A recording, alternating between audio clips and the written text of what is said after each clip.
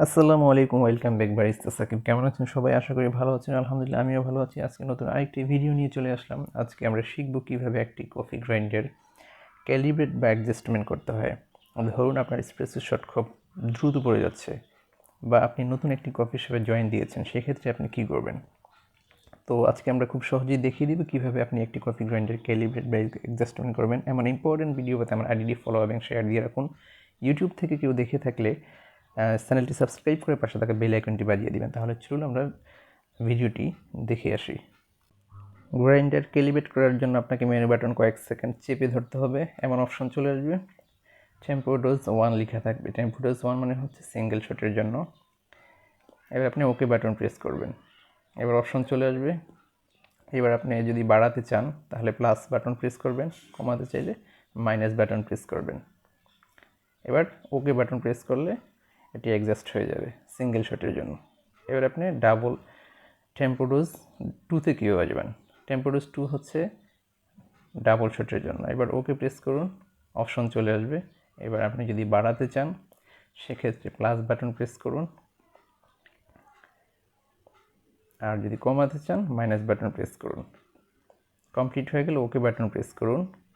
Save করার জন্য ডান পাশের মেনু বাটন প্রেস করুন। বাস, সেভ হয়ে গেছে।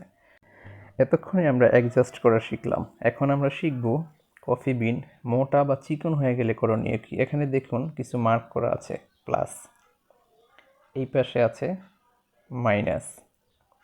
এখন ধরুন আপনার বিনটি অনেক ফাইন হয়ে গেছে, মানে চিকন হয়ে গেছে। এখন আপনি কী করবেন? এখানে একটি লক বাটন আছে, লক বাটন চেপে ধরুন। ধরার পর ডান দিকে ঘোরাবেন, ডান দিকে ঘোরাবেন। হ্যাঁ, এখন মোটা হবে। আর যখন বাম দিকে ঘোরাবেন তখন চিকন হবে, চিকন হবে। যখন আপনার কাজ শেষ হয়ে যাবে আপনি লক বাটনটি ছেড়ে দিবেন, এটা অ্যাডজাস্ট হয়ে যাবে।